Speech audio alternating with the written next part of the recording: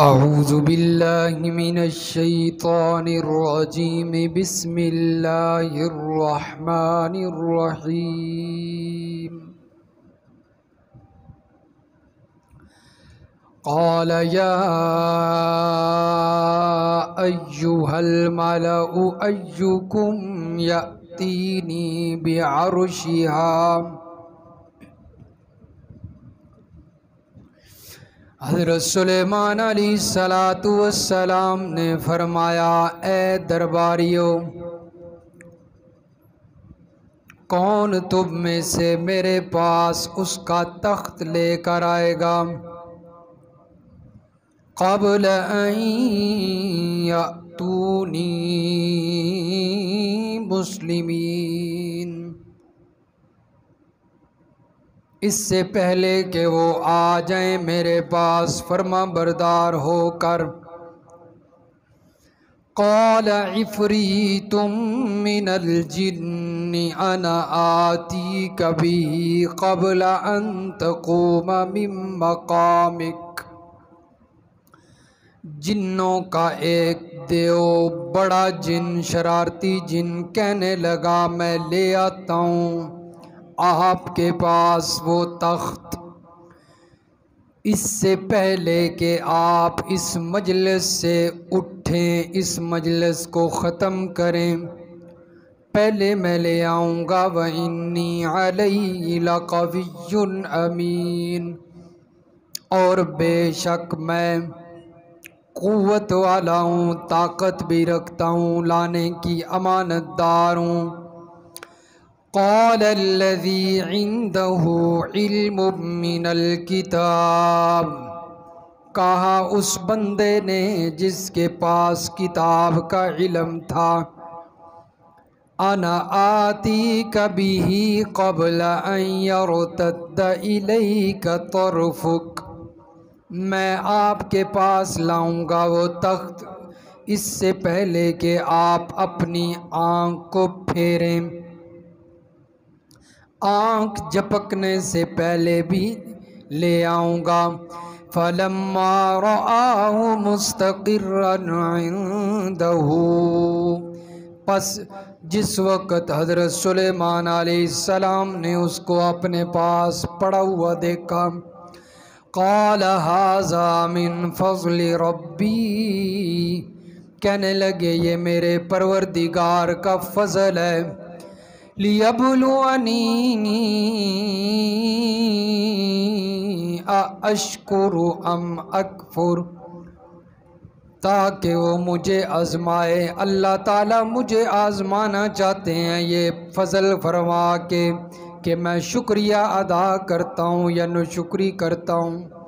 وَمَنْ شَكَرَ فَإِنَّمَا يَشْكُرُ لِنَفْسِهِ، اور جو بندہ شکریہ ادا کرتا ہے پس بے شک وہ شکریہ ادا کرتا ہے اپنی جان کے لیے، اپنے فائدے کے لیے کرتا ہے۔ وَمَنْ كَفَرَ، اور جو ناشکری کرے گا، فَإِنَّ رَبِّي غَنِيٌّ كَرِيمٌ، بے شک میرا پروردگار بے پرواہ ہے، عزت والا ہے۔ سبحان ربک رب العزت عما یصفون، وسلام علی المرسلین، والحمد للہ رب العالمین۔ اللہم صلی علی محمد وعلی آل محمد کما صلیت علی ابراہیم وعلی آل ابراہیم انک حمید مجید۔ اللہم بارک علی محمد وعلی آل محمد کما بارکت علی ابراہیم وعلى آل إبراهيم إنك حميد مجيد۔ سورۃ النمل کی آیت نمبر 38 سے لے کر آیت نمبر 40 تک تلاوت کی گئی ہے۔ گزشتہ درس میں حضرت سلیمان علیہ السلام کا جو خط ملکہ بلقیس تک پہنچا تھا، اس خط کا تذکرہ ہوا ہے کہ خط پہنچنے پر اس ملکہ نے اپنے درباریوں سے مشورہ کیا کہ تم مجھے بتلاؤ کہ میں کیا کروں۔ حضرت سلیمان علیہ السلام کی بات اور خط کا جواب کس انداز میں دوں، مجھے مشورہ دو۔ تو درباریوں نے مشورہ یہ دیا تھا، مشورہ انہوں نے کیا دینا تھا، انہوں نے اپنی طاقت کا اظہار کیا کہ ہم بڑے طاقتور ہیں اور بڑے جنگجو ہیں، اگر آپ ہمیں لڑنے کا حکم دیں گی، جنگ کا حکم دیں گی تو ہم پیچھے نہیں ہٹیں گے، بلکہ ہم آپ کے حکم پر لبیک کرتے ہوئے بھرپور طریقے سے مقابلہ کریں گے، بس آپ کے حکم کا انتظار ہے۔ لیکن ملکہ سمجھدار تھی، انہوں نے درباریوں کی اس رائے پر فیصلہ نہیں کیا، بلکہ انہوں نے اپنی سوچ کے مطابق فیصلہ کیا اور جو ان کے دماغ نے کہا اس پر عمل کرتے ہوئے حضرت سلیمان علیہ السلام کے پاس تحفے بھیجے۔ انہوں نے کہا پہلے چیک تو کریں کہ یہ بادشاہ ہے کیسا، ہم اس کا مقابلہ کر سکتے ہیں یا نہیں کر سکتے، ایسا نہ ہو کہ درباریوں کے مشورے پر جنگ شروع کر دیں اور ہم مغلوب ہو جائیں، وہ غالب آ جائیں۔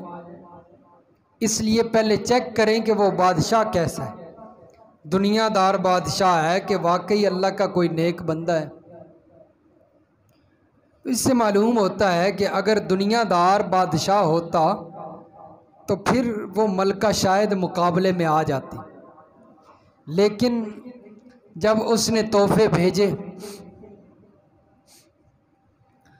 تو حضرت سلیمان علیہ السلام نے وہ تحفے واپس کروا دیے اور فرمایا کہ ہمیں تمہارے ان تحفوں کی ضرورت نہیں ہے، ہمیں کوئی لالچ نہ دو، ہم تو دین والے ہیں، اور دین والوں کو لالچ نہیں دیا جا سکتا، اس لیے یہ رشوت اور یہ لالچ اپنے پاس رکھو، بلکہ اللہ تعالیٰ نے جو مجھے دیا ہوا ہے وہ تمہارے ان تحفوں سے کئی درجے بہتر ہے۔ تمہارے پاس صرف یہ دنیا ہے، میرے پاس تو دین ہے، اور دنیا دین کا مقابلہ تو نہیں کر سکتی نا، اس لیے دین اچھی چیز ہے اور وہ میرے پاس موجود ہے۔ چنانچہ حضرت سلیمان علیہ السلام نے وہ تحفے واپس بھجوا دیے، تو ملکہ کو پتہ چلا کہ یہ بادشاہ کوئی دنیا دار نہیں بلکہ دیندار بادشاہ ہے، تو اس کے مقابلے میں نہیں آنا چاہیے۔ تو آج بھی دنیا والوں کو یہ بات سمجھ لینی چاہیے کہ دین والوں کے مقابلے میں کبھی وہ نہ آئیں، کیونکہ جو دین والوں کے مقابلے میں آتا ہے وہ ختم ہو جاتا ہے۔ جس طرح وہ سمجھدار ملکہ نے یہ بات سمجھ لی تھی کہ حضرت سلیمان علیہ السلام تو دیندار اللہ کے نیک بندے ہیں، اس لیے ان کا مقابلہ اچھی چیز نہیں ہے، خاموشی سے ان کے فرما بردار ہو جانا چاہیے۔ تو اسی طرح آج کے لوگوں کو بھی سمجھنا چاہیے کہ جو اللہ کے نیک بندے ہوتے ہیں، اگرچہ ان کے پاس کوئی ظاہری طاقت نہ بھی ہو، ظاہری طاقت ان کے پاس نہ بھی ہو، پھر بھی ان کے مقابلے میں نہیں آنا چاہیے، کیونکہ ان کا تعلق اللہ کے ساتھ ہوتا ہے، اور پھر ظاہری چیزیں نہ بھی ہوں، جب اللہ کے ساتھ تعلق ہو تو اس سے بڑی کوئی چیز نہیں ہو سکتی، کیونکہ پھر ان کا بدلہ اللہ خود لیتے ہیں۔ جیسا کہ میں نے پہلے بھی ایک واقعہ آپ کو سنایا تھا، موت کا منظر، ایک کتاب میں نے پڑھی تھی، اس میں ایک واقعہ موجود تھا، ایک اللہ کے نیک بندے کا واقعہ تھا۔ سفر کر رہے تھے پیدل، تو راستے میں ایک مجنوں اور ایک لیلا، عاشق معشوق مرد عورت آ رہے تھے، اپنی موج مستی میں بڑی محبت کرتے تھے۔ تو اس اللہ کے نیک بندے کا پاؤں راستے میں کیچڑ تھا، پانی پڑا ہوا تھا، اس میں لگا تو اس کی وجہ سے کچھ چینٹے اس عورت پر پڑ گئے، اس کے کپڑے خراب ہو گئے۔ اب وہ عورت پر جب چھینٹے پڑے تو غصہ آیا، مرد نے کہا چلو ٹھیک ہے، کوئی نہیں، غلطی کی وجہ سے ہو گیا ہے۔ لیکن عورت جو ہوتی ہے نا، یہ شیطان کی چیلی ہوتی ہے، حبائل الشیطان، شیطان کی سہیلیاں ہوتی ہیں۔ نبی علیہ السلام نے فرمایا ہے کہ حبائل الشیطان، شیطان ان کے ساتھ زیادہ ہوتا ہے، اس لیے فرمایا اتقوا النساء، عورتوں سے بچا کرو۔ اس نے اسے ورغلایا کہ تم میرے عاشق ہو، میرے محب ہو، یہ کیسی محبت ہے، میرے کپڑوں پہ چھینٹے پڑ گئے ہیں اور تم میرا بدلہ بھی نہیں رہے ہیں۔ ابھارا اسے، تو ہوا کیا کہ اس عاشق نے اس اللہ کے نیک بندے کو ایک تھپڑ مار دیے۔ اللہ کے نیک بندے خاموش ہو کر آگے چلنے لگا۔ اس نے کہا ٹھیک ہے، میری غلطی تھی اور آپ نے بدلہ لے لیا، ٹھیک ہے، لیکن دل کے اندر تو بات آ گئی نا، چہرے پر تھپڑ پڑے تو دل میں تکلیف تو ہوتی ہے۔ بہرحال آگے چل دیے، وہ مرد عورت بھی اپنے عاشق معشوق جو ہے وہ مل کر آگے گھر کو چلے۔ تو وہ مرد سیڑھیوں پر چڑھا گھر کی، تو ابھی درمیان میں ہی تھا تو پاؤں پھسلا، نیچے آ ٹپکا، گرا اور وہیں پر ختم ہو گیا، مر گیا۔ اب جب لوگوں کو پتہ چلا اس کی وفات کا، تو عورت نے پھر شور مچایا کہ یہ اس اللہ کے بندے نے بد دعا کی ہے، تو میرا شوہر جو ہے وہ گرا ہے، ابھی گھر بھی نہیں پہنچا تھا، وہیں پر مر گیا ہے، تو یہ اس کا قصور ہے۔ لوگوں نے پکڑ لیا اس اللہ کے بندے کو، اس سے پوچھا گیا بھائی آپ نے بد دعا کی تھی، اس نے تھپڑ مارا ہے تو اس کی وجہ سے یہ اس کا نقصان ہوا ہے۔ تو اس اللہ کے نیک بندے نے کہا کہ میں نے کوئی بد دعا نہیں کی تھی، وہ عورت اس کی محبوبہ تھی، وہ بندہ اس سے بے حد محبت کرتا تھا، اس عورت سے، اس عورت کی تکلیف کی وجہ سے اس بندے کو تکلیف ہوئی جو اس سے محبت کرتا تھا، اور میں وہ بندہ ہوں کہ میں اللہ کا نیک بندہ ہوں اور اللہ مجھ سے محبت کرتے ہیں۔ جب میرے دل میں تکلیف ہوئی ہے تو گویا اللہ تعالیٰ کو یہ برداشت نہیں ہوا تھا، تو اللہ تعالیٰ نے خود ہی اس کا بدلہ لے لیا۔ تو اللہ کے نیک بندوں کے مقابلے میں نہیں آنا چاہیے، ان کے پاس ظاہری طاقت نہ ہو، لیکن ان کے پاس جو ایمانی قوت ہے اس کا مقابلہ کوئی طاقت نہیں کر سکتی۔ تو ملکہ بھی سمجھ گئی کہ اللہ کے نیک بندے ہیں، اس کے مقابلے میں آئی تو میں تو ختم ہو جاؤں گی۔ تو اس نے کہا کہ ہمارے حق میں بہتر یہی ہے کہ ہم خاموشی سے جا کر فرما بردار ہو جائیں۔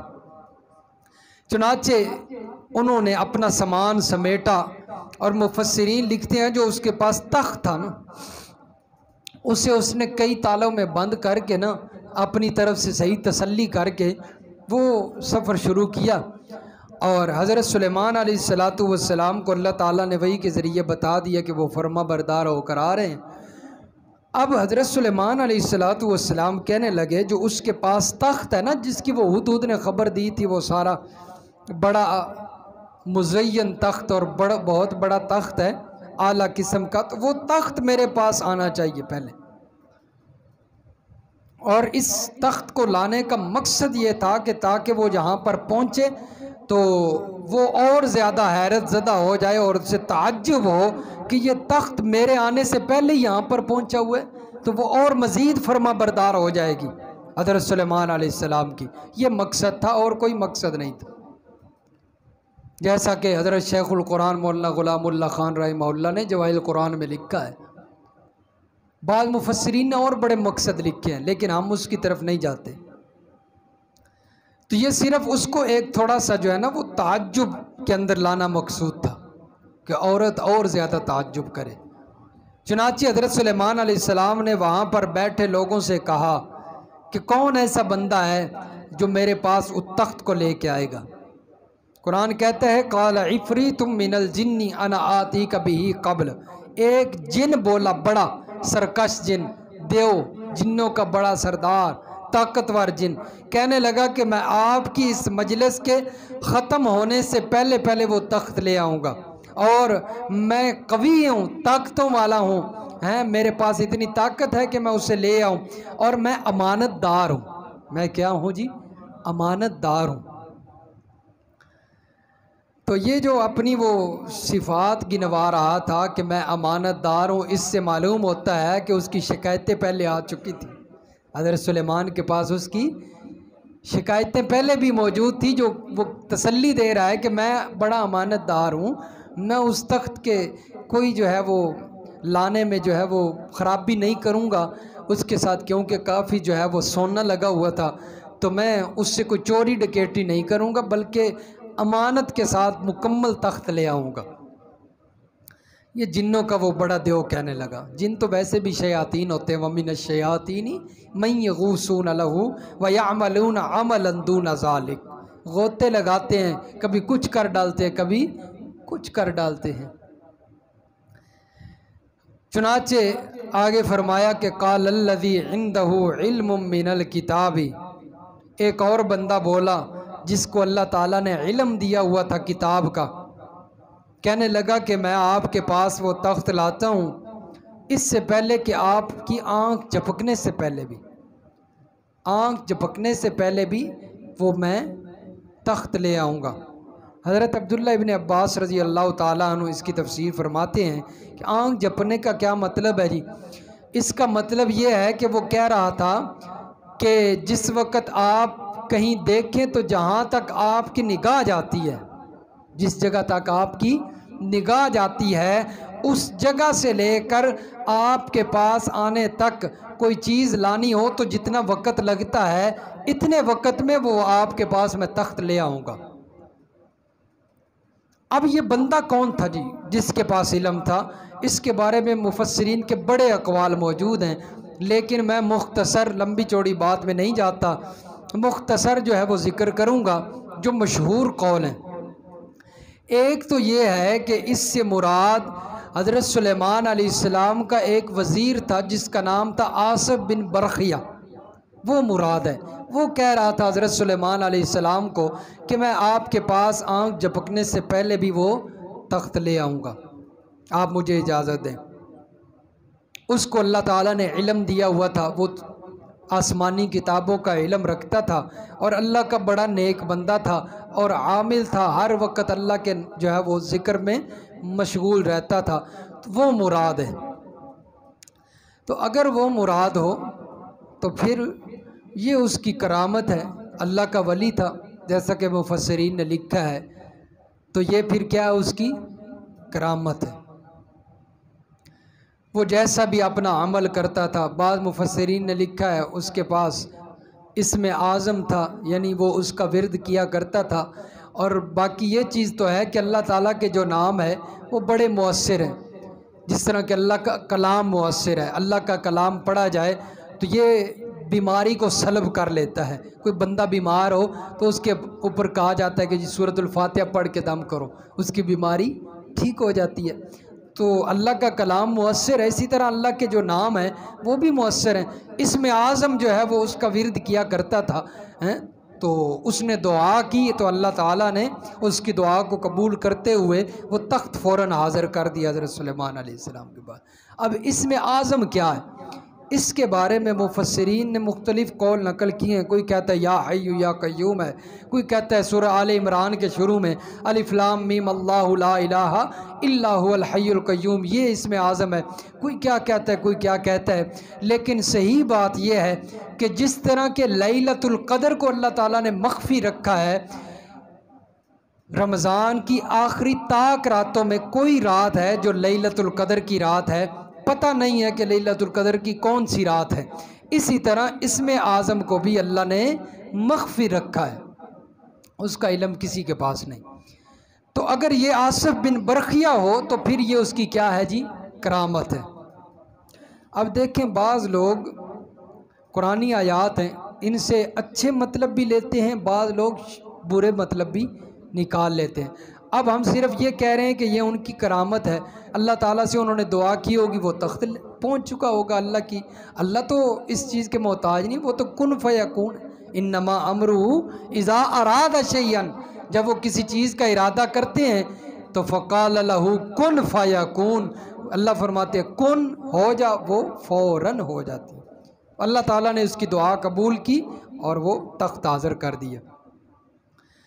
بعض مفسرین نے فرمایا ہے کہ اس سے مراد حضرت سلیمان علیہ السلام ہے، کیونکہ نبی سے بڑھ کر کوئی علم والا نہیں ہوتا، تو اس وقت حضرت سلیمان علیہ السلام اللہ کے نبی ہیں، موجود تھے، تو اللہ نے فرمایا ہے کہ ان میں سے ایک علم والے بندے نے کہا، تو علم والے بندے نے کہا کہ میں آپ کے پاس لے آتا ہوں، تو حضرت سلیمان علیہ السلام مراد ہیں، کیونکہ نبی کا علم اس وقت جو ہے وہ اپنے دور میں سب سے زیادہ ہوتا ہے۔ تو یہ حضرت مولانا حسین علی الوانی رحمہ اللہ فرماتے ہیں یہ قول زیادہ راجح ہے کہ حضرت سلیمان علیہ السلام اس تخت کو لانے والے ہیں، اور یہ پھر ان کا معجزہ ہوگا، یہ ان کا کیا ہوگا جی؟ معجزہ ہوگا۔ باقی رہی بات پہلی والی جو حضرت سلیمان علیہ السلام کی بات ان کا معجزہ ہے، یا پھر آصف بن برقیہ والی بات ان کی کیا ہے جی؟ کرامت ہے، تو یہ بندہ کہے کہ آصف بن برقیہ کی کرامت ہے تو اس سے بندہ یہ چیز نکالے کہ اولیاء کی بڑے کرامت والے ہوتے ہیں، ان کے پاس اختیارات ہوتے ہیں، یہ اللہ کا ولی تھا، اس نے تخت حاضر کر دیا تھا تو اس کے پاس اختیارات ہیں، یہ بات غلط ہے۔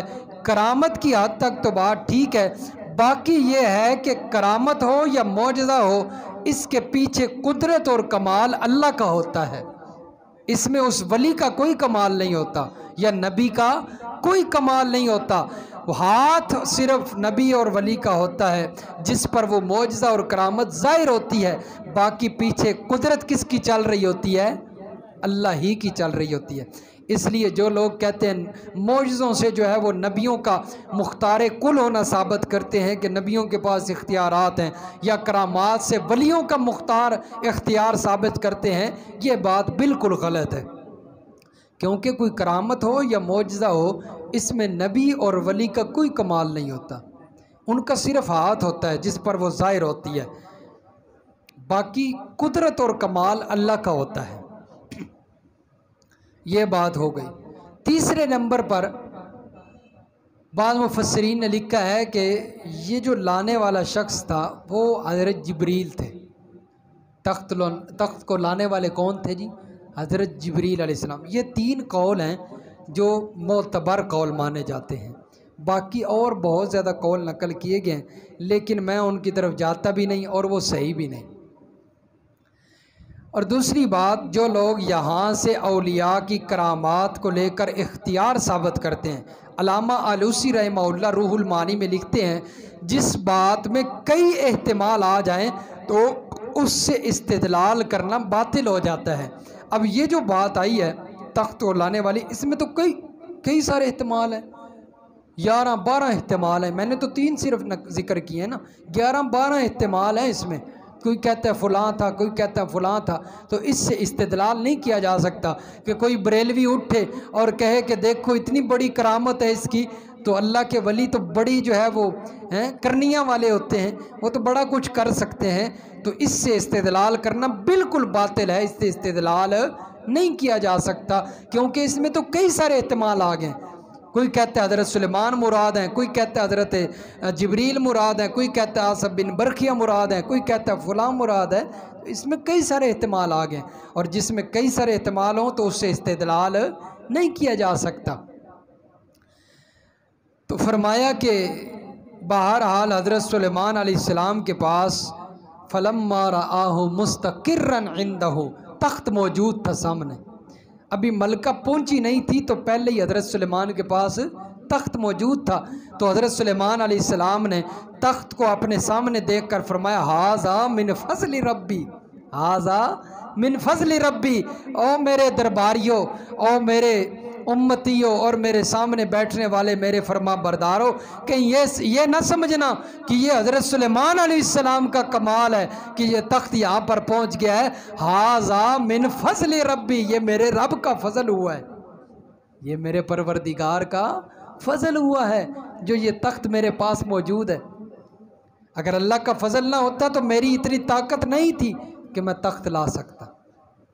دیکھو حضرت سلیمان علیہ السلام نے خود عقیدے جو ہے وہ صاف کر دیے، عقیدے کی وضاحت کر دی ہے کہ ھذا من فضل ربی، یہ میرے رب کا فضل ہے، میرا کوئی کمال نہیں۔ اور قرآن مجید میں کئی مقامات پہ اس بات کی وضاحت ہے کہ اللہ کے نبی جو معجزہ دکھاتے ہیں اس میں بھی اللہ تعالیٰ کا حکم ہوتا ہے۔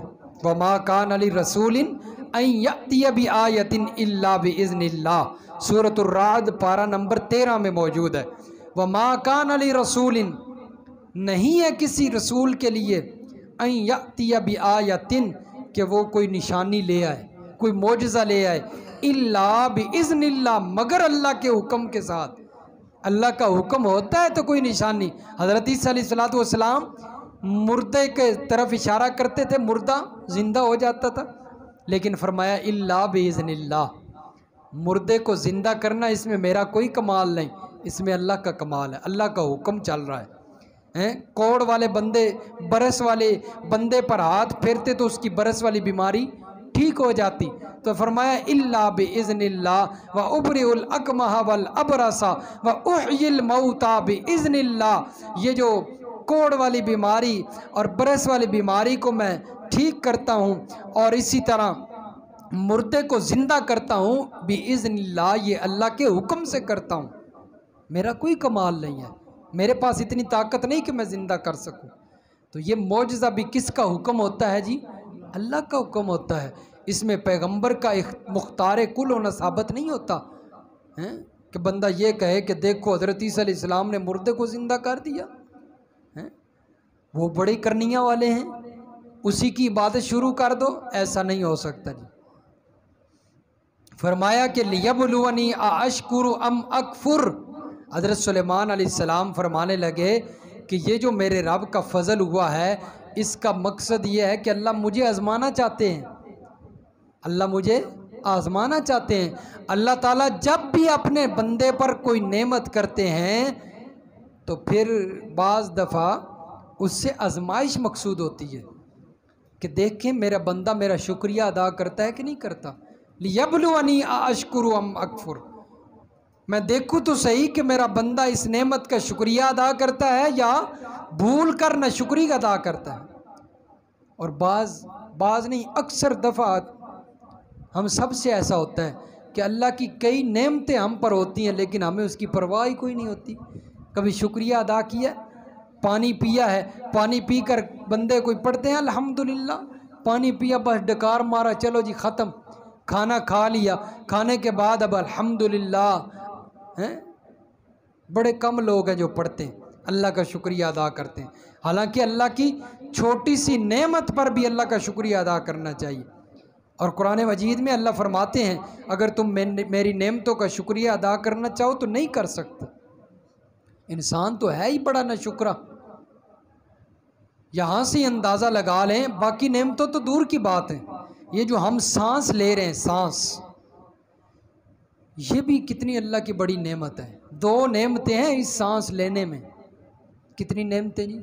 دو نعمتیں، ایک سانس اندر جا رہا ہے اور ایک سانس باہر آ رہا ہے، دو نعمتیں۔ ہمیں کبھی اس کا خیال آیا کہ اللہ کی کتنی نعمت ہم استعمال کر رہے ہیں؟ اگر سانس اندر نہ جائے تب بھی انسان کی موت ہے، اگر اندر سے سانس باہر نہ آئے تب بھی بے چینی ہے۔ پھر اسپتالوں میں بھاگتے ہیں، وہ مشینیں لگاتے ہیں، آکسیجن لگاتے ہیں، لیکن احساس بندے کو پھر بھی نہیں ہوتا کہ یہ اللہ کی کتنی بڑی نعمت ہے اور ہم مفت میں استعمال کر رہے ہیں۔ تو یہ اللہ تعالیٰ نے جو نعمتیں دی ہوئی ہیں اس کا مقصد یہ نہیں کہ بس استعمال کر کے جو ہے وہ وقت گزار دو، نہیں، بلکہ اس کا شکریہ ادا کرنا ہوتا ہے۔ اللہ آزماتے ہیں اشکر ام اکفر۔ اور دوسرے مقام پہ اللہ تعالیٰ نے فرمایا لئن شکرتم لازیدنکم ولئن کفرتم ان عذابی لشدید۔ اگر تم میری نعمتوں کا شکریہ ادا کرو گے تو میں اپنی نعمتیں اور زیادہ دوں گا۔ نعمتوں کا شکریہ ادا کرو گے اور زیادہ دوں گا، اور اگر میری نعمتوں کی نہ شکری کرو گے تو میری پکڑ بڑی سخت ہے، میرا عذاب بڑا سخت ہے۔ وَقَالَ مُوسَىٰ إِن تَكْفُرُوا أَنْتُمْ وَمَنْ فِي الْأَرْضِ جَمِيعًا فَإِنَّ اللَّهَ لَغَنِيٌّ حَمِيدٌ۔ حضرت موسیٰ علیہ السلام کہنے لگے اپنی قوم کو، اگر تم ان تکفروا انتم، تم نہ شکری کرو، کفر کرو تم بھی، ومن فی الارض جميعا، اور اس زمین کے اوپر بسنے والی جتنی بھی مخلوق ہے سب کافر ہو جائیں، کوئی مسلمان نہ رہے، سارے مل کر اللہ کی ناشکری کرنے لگ جائیں، فَإِنَّ اللَّهَ لَغَنِيٌّ حَمِيدٌ۔ اللہ کو کوئی اس کی پرواہ نہیں، اللہ سب کو جہنم میں ڈال دیں تب بھی اللہ کو کوئی پرواہ نہیں ہے، اللہ کو کوئی پرواہ نہیں۔ اگر تم اللہ کا شکریہ ادا کرو گے تب بھی اللہ کو کوئی پرواہ نہیں، اپنے فائدے کے لیے کرو گے۔ اگر اللہ کی نعمتوں کا شکریہ ادا کرو گے تب بھی اس میں فائدہ کس کا ہے؟ تمہارا ہے، اللہ کا کوئی فائدہ نہیں۔ تو کم از کم بندے کو اپنے فائدے کے لیے تو کچھ کرنا چاہیے نا، اپنے فائدے کے لیے کرنا چاہیے۔ تو اس لیے اللہ کی کوئی نعمت بھی استعمال کرنے لگیں تو فوراً اللہ کا شکریہ ادا کریں، جیسا کہ ہم نے حضرت سلیمان علیہ السلام کے واقعے کے شروع میں پڑھا ہے۔ حضرت سلیمان علیہ السلام کو جب اللہ تعالیٰ نے چونٹیوں کے بارے میں بتایا نا، ان کی گفتگو سنائی، تو حضرت سلیمان علیہ السلام کیا کہنے لگے؟ رب اوزعنی ان اشکر نعمتک التی انعمت علی وعلی والدی، اے میرے پروردگار مجھے ہمت دے، مجھے توفیق دے کہ میں تیرا شکریہ ادا کر سکوں۔ اللہ کی کوئی نعمت ہو تو فوراً اس نعمت کا شکریہ ادا کرنا چاہیے، اور پھر کرنا بھی اس ذات کا چاہیے جس ذات نے وہ نعمت عطا کی ہے، جس ذات نے وہ نعمت عطا کی، کسی اور کا نہیں ادا کرنا۔ اولاد اللہ نے دی ہے، بیٹا اللہ نے دیا ہے، تو شکریہ بھی اسی کا ادا کرنا ہے، اس کا نام اللہ دتا رکھنا ہے۔ اس کا نام کیا رکھنا ہے جی؟ اللہ دتا رکھنا ہے، یہ نہیں رکھنا کہ پیران دتا، فلاں بابے نے دتا، فلاں بزرگ نے دتا، فلاں قبر والے نے دتا۔ اس کا نام اسی طرح رکھنا ہے کہ جس میں بزرگ کا شکریہ ادا نہ ہو بلکہ اللہ کا شکریہ ادا ہو۔ اس لیے اولاد والی نعمت اللہ نے دی ہے تو شکریہ بھی کس کا ادا کرنا ہے جی؟ اللہ کا ادا کرنا ہے۔ ربی اوزعنی ان اشکر نعمتک التی، نعمت کا شکریہ ادا کرو فوراً، اور ادا بھی اللہ کا کرو جس نے نعمت دی ہے۔ فرمایا کہ شکریہ ادا کرو گے تمہیں اس کا فائدہ ہوگا۔ وہ تو کہتا ہے، وہ کیا کہتا ہے؟ اگر ساری کائنات مل کر ان اولکم و آخرکم انسکم جنکم ذکرکم انساکم حیکم میتکم، ساری کائنات بھی مل کر اول سے لے کر آخر تک انسان اور جن، مذکر اور مؤنث، زندے اور مردے، سب مل کر مجھ سے مانگنے لگ جائیں اور میں سب کو دیتا چلا جاؤں۔ اللہ فرماتے ہیں میرے خزانے میں اتنی بھی کمی نہیں واقع ہوگی کہ جس وقت آپ سمندر کے اندر سوئی ڈبو کر باہر نکالتے ہیں تو جس طرح سمندر کے اندر کمی واقع نہیں ہوتی، اسی طرح میرے خزانوں میں بھی دینے کے بعد، عطا کرنے کے بعد کمی واقع نہیں ہوتی۔ میرے خزانے تو بڑے وسیع ہیں۔ فرمایا مجھے اس کی کوئی پرواہ نہیں، میں ساری دنیا کو بھی نوازنے لگ جاؤں نا، دینے لگ جاؤں، نعمتوں سے بھر دوں، فرمایا میرے خزانوں میں کمی واقع نہیں ہوتی، مجھے کوئی پرواہ نہیں، میں نے تو تمہارے لیے رکھا ہے، اگر شکریہ ادا کرو گے تو میں اور دوں گا، اور اگر نہ شکری کرو گے تو میں پہلے جو دیا ہے وہ بھی واپس لے لوں گا۔ اس لیے ہر انسان کو اللہ کی نعمتوں کا شکریہ ادا کرنا چاہیے۔ کسی کو اللہ نے زیادہ دے رکھا ہے وہ بھی اللہ کا شکریہ ادا کرے، کسی کو اللہ نے کم دیا ہوا ہے وہ بھی اللہ کا شکریہ ادا کرے۔ اگر اللہ کی ناشکری کریں گے تو اللہ فرماتے ہیں میں دیا ہوا لے لوں گا۔ اور جیسا کہ یہاں پر حضرت سلیمان علیہ السلام فرما رہے ہیں، اسی طرح دوسرے مقام پر حضرت سلیمان علیہ السلام کے والد کیا نام تھا جی؟ حضرت داؤد علیہ السلام، جو کہ اللہ کے پیغمبر تھے، جن کا تذکرہ آپ نے پڑھا ہے اسی صورت میں، ان کے بارے میں اللہ نے فرمایا حکمن کا اعملوا آل داؤد شکرا، اعملوا آل داؤد شکرا، اے آل داؤد اللہ کا شکریہ ادا کرو۔ اور شکریہ ادا کیسے کرنا ہے جی؟ اعملوا، عمل کر کے، اللہ نے جو حکم دیا ہے اس کو پورا کرو۔ نماز کا حکم ہے، نماز پڑھو تو یہ شکریہ ادا ہے۔ زکوٰۃ کا حکم ہے، زکوٰۃ ادا کرو، یہ شکریہ ادا ہے۔ جو اللہ تعالیٰ کے احکامات ہیں ان کو بجا لانا، یہی شکریہ ادا ہے۔ یہ نہیں کہ بندہ بیٹھے بیٹھے زبان سے کہتا رہے یا اللہ جو تو نے مجھے نعمتیں دی ہیں میں شکریہ ادا کرتا ہوں، میں شکریہ ادا کرتا ہوں، نہیں، بلکہ شکریہ ادا کیسے ہوتا ہے جی؟ اللہ کی نعمتوں کا کہ اللہ نے جو حکم دیے ہیں ان کو پورا کیا جائے۔ نماز کا حکم ہے، اذان ہو فوراً نماز کے لیے آ جائے، یہ اللہ کی نعمتوں کی شکریہ ادا کرنا ہے۔ فرمایا کہ شکریہ ادا کرو، وَقَلِيلٌ مِّنْ عِبَادِيَ الشَّكُورُ، اور اللہ فرماتے ہیں کہ میرا شکریہ ادا کرنے والے بندے بڑے تھوڑے ہوتے ہیں۔ اسی لیے تو ہم دیکھتے ہیں کہ اندر مسجد میں نماز ہو رہی ہے لیکن ریڑھیوں پر ٹماٹروں کی آوازیں لگ رہی ہیں، پیازوں کی آوازیں لگ رہی ہیں، انہیں نماز پڑھنا نصیب، نماز مسجد کے دروازے کے ساتھ لوگ بیٹھے ہوئے ہیں، انہیں نماز پڑھنا نصیب نہیں۔ کیوں؟ اللہ نے فرمایا میرے شکریہ ادا کرنے والے بندے تھوڑے ہوتے ہیں، تھوڑے بندے ہیں جو میرا شکریہ ادا کرتے ہیں۔ یہ نیچے ایک بابا جی بیٹھتے ہیں، خوشی ان کو کہا جاتا ہے، خوشی، تو ان کے بارے میں کئی دوستوں نے مجھے کہا ہے کہ ہم نے عمرہ کے لیے گئے ہیں، اللہ کے گھر میں حاضر ہوئے ہیں، تو وہاں پر ہم نے دعا کی یا اللہ اس بابے کو نماز کی توفیق دے دے، لیکن قبول پھر بھی ابھی تک نہیں ہو رہی اس کے حق میں، کیونکہ جب تک بندے کا اپنا ایمان نہ ابھر آئے، ایمان جب مرجھا جائے نا، ختم ہو جائے، بند ہو جائے، تو پھر اثر نہیں ہوتا۔ اس لیے اپنا ایمان بھی تو کچھ حرکت میں ہونا چاہیے نا۔